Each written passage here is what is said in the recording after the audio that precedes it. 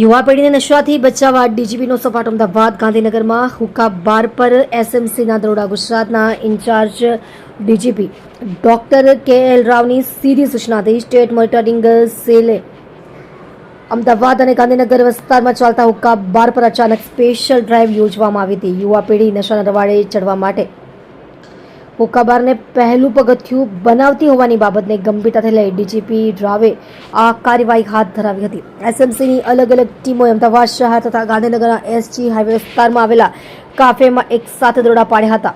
Alice bridge, Thaltej, Bhadaj, Zundal સહિતના વિસ્તારોમાં આવેલા કાફેમાં હુક્કાબાર લગત ચેકિંગ હાથ ધરવામાં આવ્યું હતું। અચાનક પડેલા દરોડાથી હુક્કાબાર સંચાલકોમાં ફફડાટ ફેલાઈ ગયો હતો। સ્ટેટ મોનિટરિંગ સેલની એડમિન પીએસઆઈ રાઠોડે માહિતી આપતા જણાવ્યું હતું કે યુવાનોમાં વધી રહેલા નશાના વ્યસનને અટકાવવા માટે આ ખાસ ઝુંબેશ હાથ ધરવામાં આવી છે। હુક્કાબાર યુવાનો માટે નશાનું પ્રથમ પગથિયું બની રહ્યા છે। ઘણા કાફે સંચાલકો ગેરકાયદેસર રીતે હુક્કા પીરસી યુવાધનને બરબાદ કરી રહ્યા છે। દરોડા દરમિયાન નિયમોનો ભંગ કરી હુક્કા પીરસતા કાફે સંચાલકો વિરુદ્ધ કાયદેસરની કાર્યવાહી હાથ ધરવામાં આવી છે।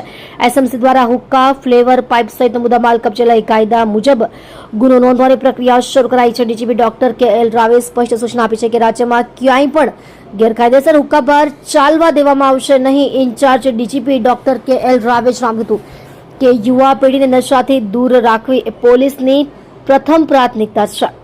હુક્કાબારના નામે ચાલતી ગેરકાયદેસર પ્રવૃત્તિને નાબૂદ કરવા માટે રાજ્યભરમાં આવા સ્પેશિયલ ડ્રાઈવ ચાલુ રાખવામાં આવશે। વાલીઓને પણ અપીલ છે કે તેઓ પોતાના બાળકોની પ્રવૃત્તિ પર ધ્યાન રાખે। અમદાવાદ ગાંધીનગર એસજી હાઈવે વિસ્તાર, એલિસ બ્રિજ, થલતેજ, ભાડજ, ઝુંડાલમાં યુવાનોને નશાથી બચાવવા ઇન્ચાર્જ ડીજીપી ડોક્ટર કે.એલ. રાવે સૂચના આપી હતી।